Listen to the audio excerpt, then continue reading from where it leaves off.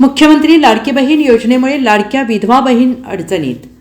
सोलापूर शहरातील विधवा महिलांनी जिल्हाधिकारी कार्यालयात येऊन निवेदन दिले। वाव या सामाजिक संघटनेच्या महिला पदाधिकारी आणि राष्ट्रवादी शरद पवार गटाच्या महिला पदाधिकारी यांनी लाडकी बहीण योजनेवर संताप व्यक्त केला आहे। लाडकी बहीण योजनेमुळे विधवा निराधार महिलांना जगणे अवघड झाले आहे। लाडकी बहीण योजनेमुळे शासनाच्या अनेक योजनांवर फटका बसला आहे। राज्य सरकारने विधवा महिलांच्या समस्यांकडे लक्ष द्यावे अशी मागणी विधवा आणि निराधार महिलांनी केलेली आहे। चित्रा वाघ यांच्याबाबत बोलताना राष्ट्रवादी शरद पवार पक्षाच्या महिला पदाधिकारी विद्या लोलगे यांनी स्पष्ट आणि संतापजनक प्रतिक्रिया दिली। चित्रा वाघ पायात 56 बांधून फिरू दे नाहीतर चाळ बांधून फिरू दे, आम्हाला देणे घेणे नाही। त्या महिला प्रतिनिधी आहेत, त्यांनी महिलांच्या समस्यांना वाचा फोडावी।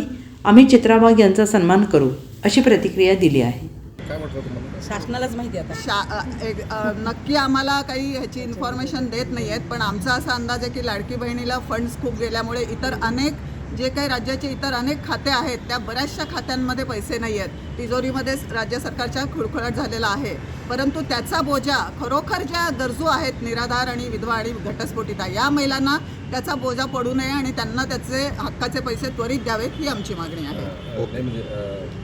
म्हणजे तुम्ही आता ठीक आहे महिलांसाठी तुम्ही आवाज वगैरे काही मान्य आहे, पण चित्रा वाघ वगैरे सारख्या तुम्ही महिला नेत्या बघितल्या तर ते एक वेगळ्याच वर्णावर त्यांचं भाष्य असतं। चित्रा वाघांकडे आम्ही फारसं लक्ष देत नाही, कारण त्या महिलांच्या विषयावरती फारसं काही बोलत नाही। त्यांना पुरुषांना कसं डॉमिनेट करायचं किंवा पुरुषांशी कसं लढायचं तेवढंच त्या विषय त्या हँडल करत असतात। त्याच्यामुळे आम्ही काही फारसं त्यांनी महिलांबद्दल जर प्रश्न उठवला असता तर आम्ही सगळ्यांनी मिळून त्यांना सपोर्ट केला असता। आज इथं आम्ही त्यांचं अभिनंदन केलं असतं। इनफॅक्ट कालचं ते भाषण त्यांचं ते ऐकलं का तुम्ही? 56 बांधू देत नाही तर घुंगरू बांधू देत नाही तर काहीतरी बांधू देत, आम्हाला त्याच्याशी काही देणं घेणं नाही। आम्हाला आमच्या महिलांचे प्रश्न एवढे आहेत, मुली बेपत्ता होत आहेत, त्याच्यावरती त्या एक महिला प्रतिनिधी आहेत, त्यांनी महिलांच्या प्रश्नाबद्दल आवाज उठवावेत अशी आमची अपेक्षा आहे, माफक अपेक्षा आहेत त्यांच्याकडून।